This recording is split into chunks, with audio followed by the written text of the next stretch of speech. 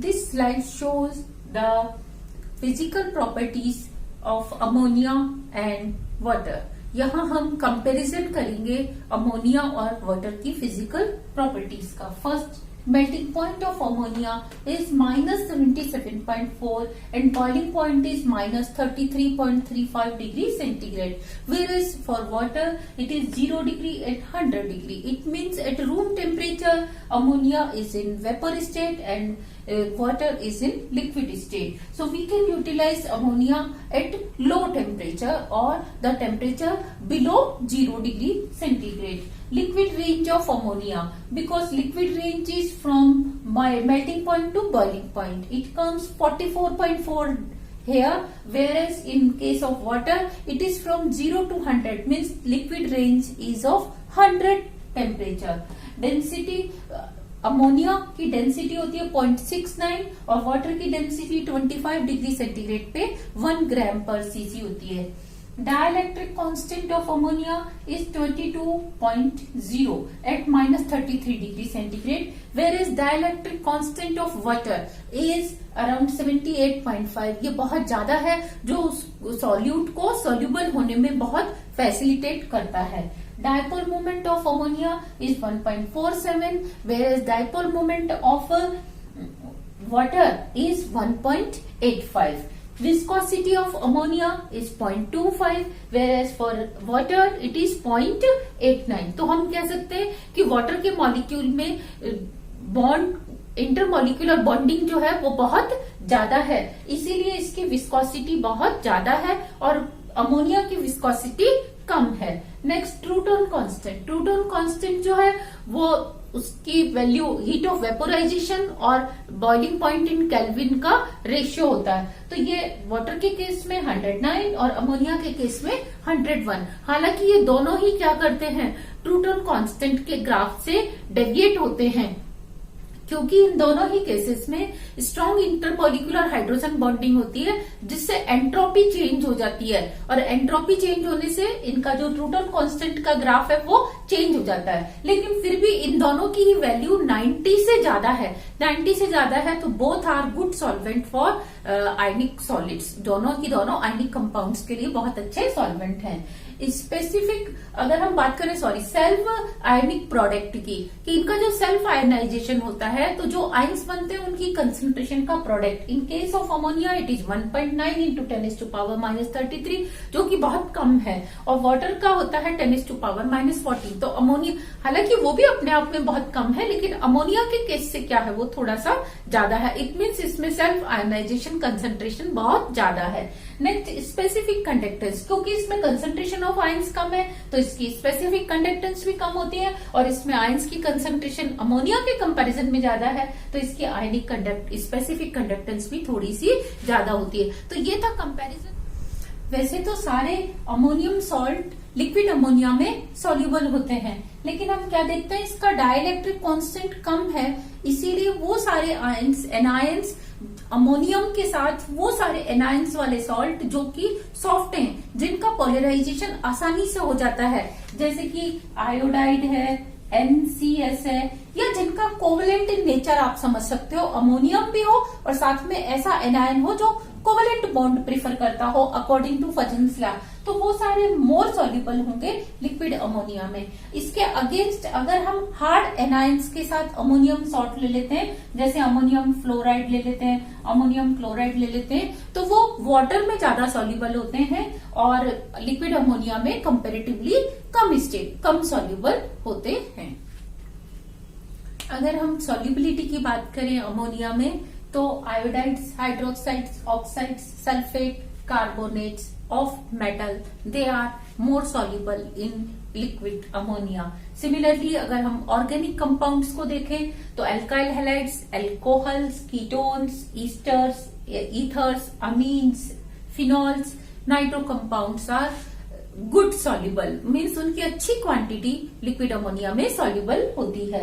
Whereas aromatic hydrocarbons are sparingly soluble in liquid ammonia, and paraffins and benzenes, they are not soluble in liquid ammonia. और अगर हम halides की बात करें, metal halides की, उसमें लिक्विड अमोनिया में और वाटर में, तो क्योंकि आयोडाइड क्या है, सॉफ्ट एनायन है और ये कोवलेंट बॉन्ड बनाएगा, तो इसीलिए लिक्विड अमोनिया में कोवलेंट कंपाउंड्स कंपैरेटिवली ज्यादा सॉल्युबल होते हैं, तो इनकी सॉल्युबिलिटी का सीक्वेंस इस तरीके से डिक्रीज होता है। फ्लोराइड सबसे लीस्ट सॉल्युबल होते हैं, आयोडाइड सबसे ज्यादा। और अगर हम वाटर में बात करें तो वाटर में ये सीक्वेंस अपोजिट हो जाता है, फ्लोराइड्स ज्यादा सॉल्युबल होते हैं, आयोडाइड्स कम सॉल्युबल होते हैं।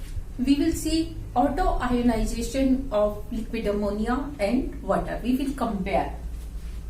Ammonia gives one hydrogen ion and amide ion. क्योंकि हाइड्रोजन आयन के ऊपर चार्ज डेंसिटी बहुत ज्यादा है, +1 चार्ज एक बहुत छोटे से आयन के ऊपर है, रादर यू कैन से कि ओनली प्रोटॉन है, तो इसीलिए अमोनिया का दूसरा मॉलिक्यूल अपने लॉन पेयर से उसके साथ बॉन्ड बना लेता है and it gives ammonium ion. तो ओवरऑल रिएक्शन क्या हो जाती है, twice of ammonia gives ammonium and amide ion. यहाँ पे हाइड्रोजन आयन इधर भी है, दोनों कैंसिल हो जाएंगे और आपको ये इक्वेशन मिलती है। और अगर हम बात करें -50 डिग्री सेंटीग्रेड पे आयंस की कंसंट्रेशन का प्रोडक्ट इन लिक्विड अमोनिया, ये आपका होता है 1.9 इंटू 10⁻³ -33, ये -33 होता है। नेक्स्ट, अगर हम वाटर के केस में बात करें तो वाटर भी पहले एक H+ और OH आयन देता है, फिर H+ दूसरे वाटर मॉलिक्यूल के साथ बॉन्ड बनाकर H3O+ हाइड्रोनियम आयन दे देता है, साथ में बनता है हाइड्रोक्साइड आयन। और 25 डिग्री सेंटीग्रेड पर इसके आयंस की कंसंट्रेशन का प्रोडक्ट होता है 1 into 10⁻⁻14। Next we see acid base reactions in water and in liquid ammonia. आप सब जानते हो कि वाटर में H3O positive and OH negative ions होते हैं, और ये क्योंकि बराबर होते हैं इसीलिए दोनों जो वाटर है दोनों की इक्वल कंसंट्रेशन के कारण न्यूट्रल होता है। लेकिन जैसे ही आप इसमें HCl या एसिटिक एसिड या फिर आप कोई और एसिड जैसे HF कुछ भी ऐड करते हो तो वो सब क्या करते हैं, हाइड्रोजन आयन देते हैं और क्लोराइड देते हैं, और हाइड्रोजन आयन को तुरंत वाटर मॉलिक्यूल्स ले लेते हैं। ऐसे ये क्या करेगा, H आयन देगा और एसीटेट आयन देगा। सिमिलरली HF आपको देगा H positive plus fluoride negative. तो ये जो हाइड्रोजन आयन बना ये तुरंत वाटर मॉलिक्यूल से रिएक्शन करके बना देता है H3O पॉजिटिव। तो H3O पॉजिटिव की कंसंट्रेशन इंक्रीज हो जाती है। तो ये सारे सब्सटेंसेस जो सॉल्वेंट के कैटायंस की कंसंट्रेशन को इंक्रीज करते हैं। देखो अब आपको अपनी एसिड और बेस की जो डिफाइन है इसको इम्प्रूव करना होगा, थोड़ा सा ब्रॉड पर्सपेक्टिव में देखना होगा। अभी तक आप सिर्फ ये समझते थे कि जो H आयन देता है वो एसिड और जो OH आयन देता है वो बेस, वो छोटी क्लासेस तक की बात थी। अब आपने ये देखना है कि जो सॉल्वेंट के कैटायंस को इंक्रीज करे, उनकी कंसंट्रेशन को इंक्रीज करे, वो एसिड। तो देखो ये कैटायन है तो ये सारे सब्सटेंस क्या कर रहे हैं, इसकी कंसंट्रेशन को इंक्रीज कर रहे हैं, इसीलिए ये सब क्या कहलाते हैं, एसिड कहलाते हैं इन वाटर। लेकिन अगर हम बात करें सोडियम हाइड्रोक्साइड की, कैल्शियम हाइड्रोक्साइड की, इनको अगर हम वाटर में डालते हैं तो ये आपको देते हैं सोडियम प्लस OH आयन, ये आपको देगा calcium plus 2 and 2 OH ion. तो इन्होंने क्या किया, OH आयन की कंसंट्रेशन को इंक्रीज किया। तो आप कह सकते हो इन्होंने सॉल्वेंट के एनायंस की कंसंट्रेशन को इंक्रीज किया, इसीलिए ये क्या कहलाते हैं, बेस। तो जो सॉल्वेंट के कैटायन को इंक्रीज करे वो एसिड, और जो सॉल्वेंट के एनायन को इंक्रीज करे वो बेस। तो अब आप ये बताओ अमोनिया के केस में क्या होगा, जैसे ही आपने अमोनियम क्लोराइड को इसमें डाला तो वो क्या करेगा, अमोनियम आयन देगा और साथ में देगा क्लोराइड। आप अमोनियम सल्फेट को डालेंगे तो भी आपको क्या मिलने वाला है, अमोनियम आयन प्लस सल्फेट। आप अमोनियम एसीटेट लेंगे, अमोनियम एसीटेट, तो अभी भी क्या होगा, ये आपको देगा अमोनियम प्लस एसीटेट आयन। तो इन्होंने क्या किया, सॉल्वेंट के कैटायन की कंसंट्रेशन को इंक्रीज किया। तो ये सारे सब्सटेंस जो कि अमोनियम आयन देते हैं लिक्विड अमोनिया में, इन्हें हम कहते हैं अमोनो एसिड्स। अमोनो एसिड्स, ओके, जो अमोनियम आयन देंगे। तो अमोनो बेस क्या होंगे, जैसे वाटर में बेस होता है ऐसे लिक्विड अमोनिया में भी बेस होंगे। तो देखो क्योंकि इसका एनायन क्या है NH2।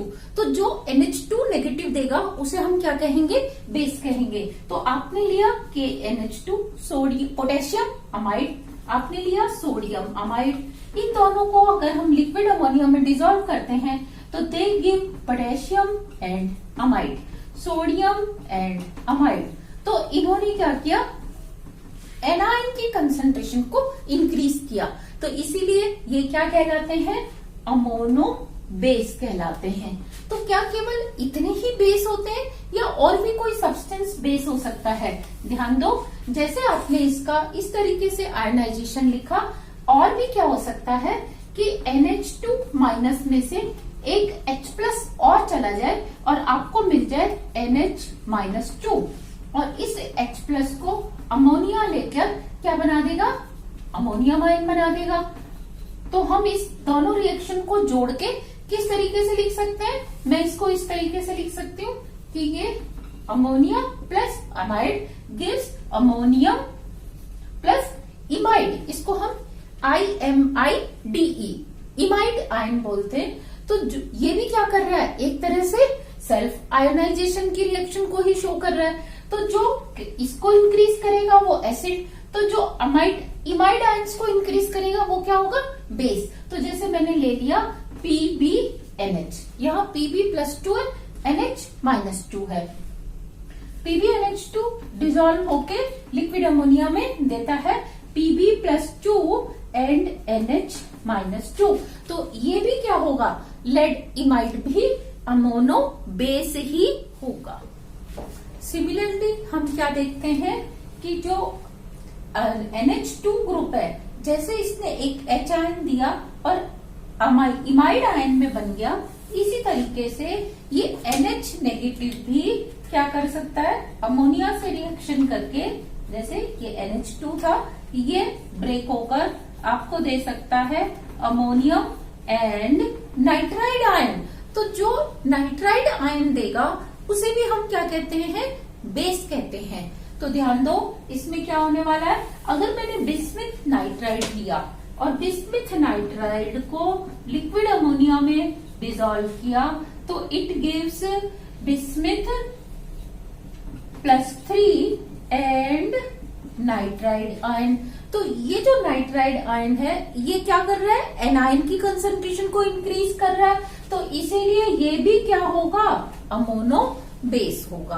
तो इस तरीके से अब हम ब्रॉड पर्सपेक्टिव में एसिड बेस की डेफिनेशन देखते हैं कि जो सॉल्वेंट के कैटायंस की कंसंट्रेशन इंक्रीज करे वो एसिड, और जो सॉल्वेंट के एनायंस की कंसंट्रेशन को इंक्रीज करे वो क्या होगा, बेस होगा। तो अब आप ये बताओ एसिटिक एसिड क्या होगा। एसिटिक एसिड के लिए अगर पूछा जाए ये वाटर में और लिक्विड अमोनिया में कैसे बिहेव करेगा, तो देखो अगर हम इसको वाटर में ऐड करते हैं तो ये क्या करता है, एक H प्लस देता है, उस H प्लस को वाटर ले लेता है और ये बना देता है H3O positive and acetate negative. तो क्योंकि इसने कैटायन की कंसंट्रेशन को इंक्रीज किया इसीलिए ये एसिड है।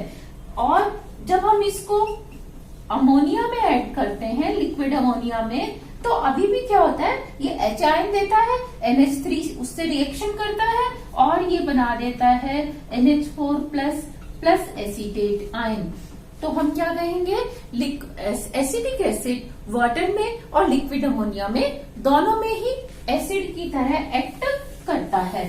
अब हम ध्यान दें, यूरिया आपने लिया NH2CO NH2, ये लिक्विड अमोनिया में कैसे एक्ट करेगा, इसके ऊपर क्वेश्चन भी बन सकता है, not only in BSc, MSc में और CSIR UGC नेट तक के क्वेश्चन में इसको पूछा जा सकता है कि आपने लिया NH2, देखो इसके पास दो लोन पेयर हैं, ये H प्लस एक्सेप्ट करके क्या बना सकता है, NH3 पॉजिटिव CO NH2 ऐसे भी बना सकता है, और ये एक H आयन डोनेट करके क्या बना सकता है, NH नेगेटिव CO NH2।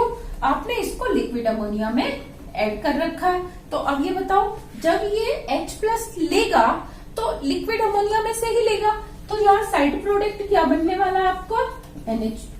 तो नेगेटिव। लेकिन जब ये H प्लस देगा तो किसको देगा? लिक्विड अमोनिया को ही देगा। तो आपका यहाँ साइड में कैटायन क्या बनेगा? NH4 plus.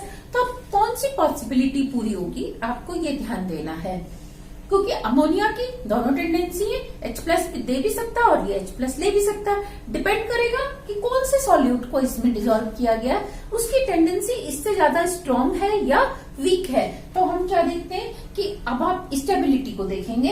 ये अगर एक H प्लस आयन दे दे तो इसके ऊपर नेगेटिव आएगा, वो नेगेटिव चार्ज डिस्पर्स हो जाएगा। कैसे? ये ऑक्सीजन इलेक्ट्रॉन को विड्रॉ कर लेगा, इस पे पॉजिटिव आएगा और पॉजिटिव नेगेटिव में यहाँ बॉन्ड बन जाएगा। तो नेगेटिव चार्ज का रेजोनेंस हो गया, यहाँ से ऑक्सीजन पे पहुंच गया, तो ये स्टेबलाइज्ड हो गया। लेकिन जब इसके ऊपर पॉजिटिव है, ऑलरेडी इसने इलेक्ट्रॉन विड्रॉ कर रखे हैं, कार्बन के ऊपर पहले से ही पार्शियल पॉजिटिव चार्ज है, तो पार्शियल पॉजिटिव और पॉजिटिव में क्या होगा? रिपल्शन होगा। तो ये वाली स्पीसीज मीन्स यूरोनियम, यूरिया से बनेगा यूरोनियम। ये जो सॉल्ट है, आयन है, ये अनस्टेबल है, जबकि ये स्टेबल है। ये स्टेबल है तो इसीलिए यूरिया जो है बिहेव करता है, क्योंकि इसने अमोनियम आयन कैटायन की कंसंट्रेशन को इंक्रीज किया है, तो urea acts like an acid. Urea एक अमोनो एसिड है इन लिक्विड अमोनिया। सिमिलरली हम अगर इसकी जगह दूसरा कंपाउंड ले, सल्फेनिक एसिड, आप ये भी ले सकते हैं और सल्फामाइड भी ले सकते हैं। दोनों में हम एक ही तरह से पढ़ेंगे कि ये लिक्विड अमोनिया में H प्लस देगा मीन्स एसिड की तरह बिहेव करेगा, या H प्लस लेगा मीन्स बेस की तरह बिहेव करेगा। देखो, जब ये H प्लस लेगा तो यहाँ पे NH3 पॉजिटिव हो जाएगा, ये SO2 और ये NH2, तो साइड में क्या बचेगा? एनायन, अमाइड आयन बचेगा। लेकिन जब ये देगा तो आपके पास बचने वाला है NHCO2 NH2, और इसका जो H प्लस है अमोनिया ले लेगा, तो यहाँ बन जाएगा अमोनियम आयन। तो अब आप ध्यान दो, ये ज्यादा स्टेबल है या ये ज्यादा स्टेबल है? क्योंकि यहाँ ऑक्सीजन, दोनों ऑक्सीजन ने सल्फर से ऑलरेडी इलेक्ट्रॉन विड्रॉ कर रखे हैं। सल्फर पे ऑक्सीडेशन स्टेट पहले ही +6 है, तो वो नाइट्रोजन के प्लस को अकोमोडेट नहीं करेगा, यहाँ पे रिपल्शन होगा। जबकि इसमें, इस केस में क्या होगा कि ये दो ऑक्सीजन है, दोनों ये इधर से और एक बार ये इधर से इलेक्ट्रॉन को विड्रॉ करेंगे, सल्फर पे पॉजिटिव, इसमें डबल बॉन्ड या फिर इसमें, तो इसके दो और रेजोनेटिंग स्ट्रक्चर बन सकते हैं, तो ये ज्यादा स्टेबल है। तो हम क्या कह सकते हैं? सल्फामाइड भी अमोनो एसिड की तरह एक्ट करता है लिक्विड अमोनिया में। ये वो क्वेश्चंस हैं जो ना सिर्फ बीएससी में बल्कि सीएसआईआर यूजीसी नेट गेट में भी इसी तरीके के क्वेश्चंस पूछे जाते हैं।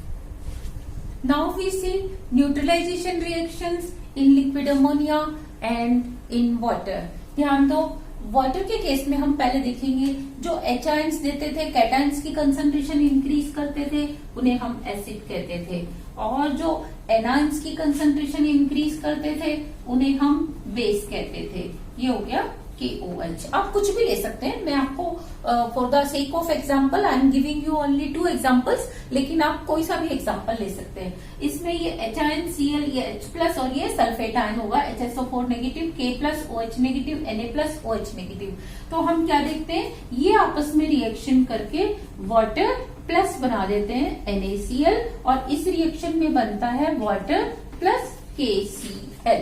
तो ध्यान दो, इस रिएक्शन को हम न्यूट्रलाइजेशन या सॉल्ट फॉर्मेशन रिएक्शन कहते हैं। क्यों? क्योंकि ध्यान दो, K प्लस पहले भी था, K प्लस बाद में भी है, ये एक आयनिक कंपाउंड है। Na प्लस पहले भी था, Na प्लस प्रोडक्ट में भी है। Cl माइनस पहले भी है, Cl माइनस बाद में भी है। सल्फेट या बाई सल्फेट आयन पहले भी है, और सल्फेट आयन यहाँ पे आपका बनेगा K2SO4, तो यहाँ पे सल्फेट आयन बाद में भी है। तो अब आप ये ध्यान दो कि ओवरऑल रिएक्शन किसके बीच में हुई कि जो H आयंस थे इन्होंने OH से मिलके क्या बना दिया? H2O। और H2O का आयनाइजेशन बहुत ही कम होता है, मैंने आपको बताया 10⁻⁻14 ही होता है। यहाँ पे भी H प्लस ने मिलके OH के साथ क्या बना दिया? वाटर। तो ओवरऑल रिएक्शन इनके बीच में तो नहीं हुई है, सल्फेट पहले भी था, सल्फेट बाद में भी है, क्लोराइड पहले भी है, क्लोराइड बाद में भी है, Na और पोटेशियम पहले भी है, Na और पोटेशियम बाद में भी है। तो अल्टीमेट रिएक्शन किसके बीच में हुई, H प्लस OH और इन्होंने बना दिया H2O। तो इस रिएक्शन को हम क्या कहते हैं, न्यूट्रलाइजेशन रिएक्शन। जब हम एसिड की रिएक्शन बेस से कराते हैं, यानी कि कैटायन की रिएक्शन एनायन से करा के सॉल्वेंट बनाते हैं, तो आपको न्यूट्रलाइजेशन रिएक्शन की डेफिनेशन को भी ब्रॉड पर्सपेक्टिव में समझना होगा। अब आप खाली ये नहीं कह सकते कि acid plus base gives salt plus water, क्योंकि अभी तक आपने सिर्फ वाटर की रिएक्शन पढ़ी थी, तो आप इसको acid plus base gives salt plus water कह देते थे। लेकिन अब आपने इस तरीके से नहीं कहना, क्योंकि जब आप लिक्विड अमोनिया में रिएक्शन देखेंगे तो वहां पे क्या होगा, acid plus base gives salt plus ammonia.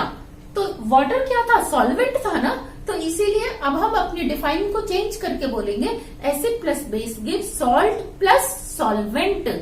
इस डिफाइन से हम इन रिएक्शंस को पढ़ेंगे। तो अब देखो अमोनिया के केस में मैं कुछ एग्जांपल ले रही हूँ अमोनो एसिड्स के। मैंने ये एग्जांपल लिया अमोनो एसिड का NH4Cl, और ये मैंने लिया अमोनियम सल्फेट, दोनों ही मैंने अमोनो एसिड्स ले लिए।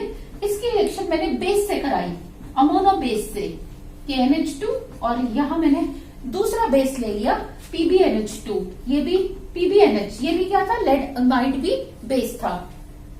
आप तीसरा भी ले सकते थे जो N-3 देता है, जैसे मैंने ले लिया बिस्मिथ नाइट्राइड और इसकी रिएक्शन करा दी अमोनियम क्लोराइड से। तो देखो होगा क्या, यहाँ NH4 plus Cl minus, NH4 plus SO4 minus 2, NH4 plus Cl minus, ये पहले से हैं। K plus NH2 minus Pb plus 2, NH minus 2, bismuth plus 3, N-3, ये पहले से। अब इनकी रिएक्शन में क्या होगा, इधर बन जाएगा लिक्विड अमोनिया, NH4 और ये NH2 आपस में मिलके दे विल गिव 2 अमोनिया, और K और Cl मिलके बना देंगे KCl, K plus Cl negative. तो यहाँ हम क्या कहेंगे, ये अमोनो एसिड है, ये अमोनो बेस है, ये सॉल्ट है, और ये क्या है, सॉल्वेंट। अब यहाँ वाटर नहीं है, तो acid plus base give salt plus solvent. Similarly जब आप ये रिएक्शन करते हैं तो इसमें आपको क्या मिलता है, अमोनिया, क्योंकि NH नेगेटिव और ये 2 अमोनिया मिलके आपस में क्या बना देंगे, 3 अमोनिया बना देंगे, और साथ में आपको मिलने वाला है लेड प्लस सल्फेट, तो ये आपको मिल गया लेड सल्फेट। नेक्स्ट इस रिएक्शन में अमोनियम और बिस्मिथ, इसके 3 मॉलिक्यूल रिएक्शन करेंगे और आपको मिल जाएंगे 4 ammonia and they will give bismuth chloride. तो बिस्मिथ क्लोराइड क्या है, सॉल्ट, लेड सल्फेट क्या है, सॉल्ट, और ये क्या है, सॉल्वेंट। तो हम कह सकते हैं जैसे वाटर में एसिड बेस न्यूट्रलाइजेशन रिएक्शन या सॉल्ट फॉर्मेशन रिएक्शन होती है, सेम वे में लिक्विड अमोनिया में अमोनो एसिड्स और अमोनो बेसिस मिलके सॉल्ट प्लस सॉल्वेंट की रिएक्शन देते हैं। 2 different terms, ionisation and dissociation. हम जनरली क्या करते हैं, दोनों को इंटरचेंजेबली यूज कर लेते हैं। जहां आयनाइजेशन लिखना है वहां डिसोसिएशन लिख देते हैं, जहां डिसोसिएशन लिखना है वहां आयनाइजेशन लिख देते हैं, क्योंकि मोर और लेस दोनों का मीनिंग क्या होता है, सेम होता है, लेकिन फिर भी इन दोनों के बीच में एक माइन्यूट डिफरेंस है। अगर आप उस माइन्यूट डिफरेंस को समझ लेंगे तो कभी भी फिर आयनाइजेशन की जगह डिसोसिएशन और डिसोसिएशन की जगह आयनाइजेशन टर्म यूज नहीं करेंगे। So what is the basic difference between ionisation and dissociation? हम क्या देखते हैं कि आपने जैसे एक आयनिक क्रिस्टल लिया NaCl, NaCl में आप देखते हैं Na प्लस होता है, Cl माइनस होता है, और ये सॉलिड स्टेट में भी Na प्लस और Cl माइनस ही एग्जिस्ट करता है। इसमें ऐसा नहीं कि सॉलिड स्टेट में सोडियम है और क्लोरीन है, नो, Na प्लस है और क्लोराइड नेगेटिव ही है। आप जब इसको वाटर में ऐड करते हो तो अब क्या होता है, Na प्लस और Cl माइनस दोनों दूर दूर चले जाते हैं। तो क्या आपने इस प्रोसेस में आयंस का फॉर्मेशन किया है? नो, आपने क्या किया है, यहाँ पे सिर्फ आयंस को दूर किया है। तो ये प्रोसेस कहलाता है डिसोसिएशन। Dissociation, okay. इसी तरह से किसी भी आयनिक कंपाउंड में जिसमें पहले से ही उसके पास आयंस है, आप उसको वाटर में डिसॉल्व करते हो तो this process is called dissociation. लेकिन आपने लिया एसिटिक एसिड या आपने लिया वाटर, इन दोनों में आप जानते हो कि आयंस की कंसंट्रेशन का प्रोडक्ट बहुत ही कम है, मीन्स ये आयनिक फॉर्म में नहीं है, मीन्स इनके बीच में कोवेलेंट बॉन्ड है। और अब जब आप इसको वाटर में ऐड करते हो, अब क्या होता है, ये ब्रेक होता है CH3COO और H3O positive, means H plus में जिसको वाटर लेके H3O पॉजिटिव बना देता है। तो ये पहले तो आयंस नहीं था ना, अब आयंस इसके बने हैं, तो this process is called ionisation. Similarly water का आप जानते हैं आयनिक प्रोडक्ट बहुत कम है, 10⁻⁻14 है, अमोनिया का 10⁻⁻33 है। तो दोनों ही क्या है, बहुत कम, मीन्स इनके प्योर फॉर्म में, चाहे ये लिक्विड है लेकिन फिर भी इनके आयंस नहीं है। ये सॉलिड फॉर्म में था, फिर भी ये आयनिक फॉर्म में था। तो जिसके आयंस पहले नहीं है उसके आप आयंस बनाते हो। जैसे आप इसमें HCl ऐड करो या कुछ और ऐड करो, तो अब आप क्या देखोगे कि ये कन्वर्ट होगा H प्लस और ये Cl माइनस, साथ में क्या होगा OH, क्योंकि H आयंस की कंसंट्रेशन इंक्रीज हो जाएगी। तो जब आप किसी प्रोसेस से H2O के आयंस बनाते हो, इस प्रोसेस को कहते हैं आयनाइजेशन। तो चाहे आप HCl ये ऐड ना भी करो, तब भी आप क्या देखते हो, जो इसका माइन्यूट सा कंसंट्रेशन है वो भी क्या होती है, H plus OH minus, means H3O positive की तरह से होती है। तो यहाँ आप क्या देख रहे हो, कोवेलेंट मॉलिक्यूल्स ब्रेक होके क्या दे रहा है, आयंस दे रहा है। ये आयंस वापस इधर आते हैं। तो इस प्रोसेस को हम क्या कहते हैं, आयनाइजेशन, जब आयंस बनते हैं। अच्छा, अब आप यहाँ ध्यान दो, HCl, ये एक बहुत ही इंपॉर्टेंट क्वेश्चन है और फंडामेंटल क्वेश्चन है, बेसिक क्वेश्चन है, जो वाइवा में पूछा जाए तो ज्यादातर बच्चे इसका आंसर करेक्ट नहीं देते, क्योंकि आई टेक वाइवा, तो मेरे को पता है कि इसमें बहुत सारे बच्चे गलत रिप्लाई देते हैं। अगर मैं पूछूं हाइड्रोजन क्लोराइड और हाइड्रोक्लोरिक एसिड दोनों में क्या फर्क है, मैंने देखो दो टर्म बोली है, हाइड्रोजन क्लोराइड उसका फॉर्मूला भी यही है, और हाइड्रोक्लोरिक एसिड, हाइड्रोक्लोरिक एसिड दोनों का फॉर्मूला HCl है। दोनों में क्या फर्क है, तो ध्यान दो, हाइड्रोजन क्लोराइड गैस है, गैस है मीन्स वो उनके बीच में कोवेलेंट बॉन्ड है। और आप अगर इसका लिटमस टेस्ट करेंगे तो ये लिटमस टेस्ट नहीं देगा, क्योंकि इसका H आयन फ्री नहीं है, ये एसिड की तरह एक्ट नहीं करेगा। इसका नाम होगा हाइड्रोजन क्लोराइड। लेकिन जब आप इसको वाटर में डाल देते हो तो अब क्या होता है, ये ब्रेक होता है H प्लस और Cl माइनस में, इस तरीके से। नाउ H प्लस आयन क्या करेंगे, लिटमस टेस्ट देंगे। तो अब इसका नाम क्या है, हाइड्रोक्लोरिक एसिड। मीन्स जब आप HCl को वाटर में डिसॉल्व करते हो तब ये आयंस में ब्रेक होता है। तो this process is called ionisation. और अगर ये साबुत है तो इसको हम इसको हाइड्रोजन क्लोराइड कहेंगे, इसको हाइड्रोक्लोरिक एसिड नहीं कहेंगे। नेक्स्ट इंपॉर्टेंट क्वेश्चन जो पूछा जाता है वो क्या, कि व्हाट इज प्रोटोलिसिस। प्रोटोलिसिस क्या है, nature of urea, acetamide and sulphamic acid in water and in liquid ammonia, इनमें क्या बेसिक डिफरेंस होता है। ध्यान दो, प्रोटोलिसिस क्या है कि कोई रिएजेंट, कोई सॉल्यूट, कोई भी सॉल्यूट है, जैसे हमने लिया यूरिया, ये डायरेक्ट अमोनियम आयन नहीं दे सकता। लिक्विड अमोनिया में आप डालोगे तो ऐसा नहीं है कि NH4 पॉजिटिव दे देगा, लेकिन ये लिक्विड अमोनिया में क्या करता है, अपना एक H प्लस देता है, प्रोटोन देता है, इसमें से एक प्रोटोन ब्रेक होता है और क्या दे देता है, ये NH4 प्लस, साथ में देता है NH2CO NH नेगेटिव। तो दिस टाइप ऑफ रिएक्शन जिसमें प्रोटोन देकर कैटायन बन रहा है, इसको हम कहते हैं प्रोटोलिसिस। अच्छा, अब देखो यूरिया को अगर आपने लिक्विड अमोनिया में डाला तो ये क्या इंक्रीज कर रहा है, लिक्विड अमोनिया के कैटायन।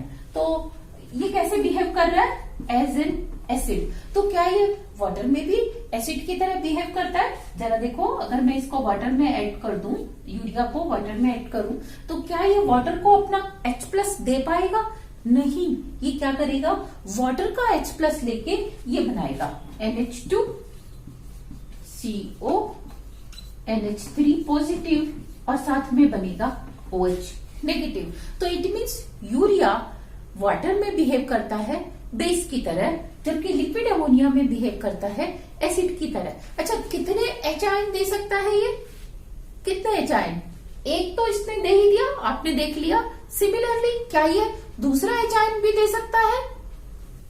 ये दूसरा एच आयन नहीं दे सकता, क्योंकि एक एच आयन नेगेटिव को तो ये वाला ऑक्सीजन क्या करेगा, रेजोनेंस के हेल्प से स्टेबलाइज कर देगा। ये ऑक्सीजन है, इलेक्ट्रॉन ऐसे विड्रॉ होंगे तो इस पे नेगेटिव आ जाएगा, और यहाँ इन कार्बन और नाइट्रोजन के बीच में डबल बॉन्ड, पॉजिटिव और नेगेटिव के बीच में। लेकिन अगर ये भी अपना H+ दे दे तो यहाँ पे भी नेगेटिव आएगा, तो फिर उस नेगेटिव को ये ऑक्सीजन स्टेबलाइज नहीं कर पाएगा। तो इसीलिए ये एक H+ देता है और मोनोबेसिक एसिड की तरह बिहेव करता है। अगर हम इसकी जगह ले सल्फेमिक एसिड, सल्फेमिक एसिड क्या होता है, S+O और यहाँ होता है OH, इसको हम कहते हैं सल्फेमिक एसिड। इसको मैंने एक बार लिक्विड अमोनिया में और एक बार इसको वाटर में डिसॉल्व किया, तो हम देखते हैं ये कैसे बिहेव करता है। वाटर में क्या होता है, केवल ये OH अपना H+ देता है, इस तरीके से H+ देता है और ये बनाता है NH2SO O नेगेटिव और यहाँ बन जाता है H3O पॉजिटिव। लेकिन ये NH2 ग्रुप अपना H+ नहीं देता, तो इट मीन्स ये कैसे बिहेव कर रहा है, मोनोबेसिक एसिड की तरह बिहेव कर रहा है। लेकिन जब आप इसको लिक्विड अमोनिया में डालते हो तो लिक्विड अमोनिया में ये भी अपना H+ देता है, ये भी अपना H+ देता है, और ये दो लिक्विड अमोनिया इससे रिएक्शन करते हैं, आपको मिलते हैं दो अमोनियम आयन और साथ में मिलता है NH नेगेटिव S+O नेगेटिव। तो ये कैसे बिहेव करता है, अब डाई बेसिक एसिड की तरह बिहेव करता है। तो आपने देखा दोनों में डिफरेंस आ गया कि NH2 ग्रुप एसिड में अपना H+ नहीं दे सकता, लेकिन लिक्विड अमोनिया में अपना H+ दे सकता है। सिमिलरली आपने लिया एसिटामाइड। अब एसिटामाइड क्या है, लोन पेयर है, तो वाटर में जब आप इसको डिसॉल्व करते हो तो ये वाटर से H+ लेता है, मीन्स कैसे बिहेव करता है, ये H+ लेने वाले बेस होते हैं, तो ये बेस की तरह बिहेव करता है और आपको मिलता है CH3CONH3 positive and OH negative. तो देखो वाटर के एनायंस की कंसंट्रेशन इंक्रीज हो गई, लेकिन जब आप इसको लिक्विड अमोनिया में डिसॉल्व करते हो तो ये अपना H+ यानी कि प्रोटोलिसिस करता है और H+ इसको देकर इंक्रीज कर देता है NH4 आयंस की कंसंट्रेशन और साथ में बन जाता है CH3CONH नेगेटिव। तो ये क्योंकि अमोनियम आयंस इंक्रीज हो रहे हैं, तो एसिटामाइड लिक्विड अमोनिया में एज एन एसिड एक्ट करता है और वाटर में एज ए बेस एक्ट करता है। तो आपने देखा कैसे इन तीनों की नेचर लिक्विड अमोनिया और वाटर में डिफरेंट होती है।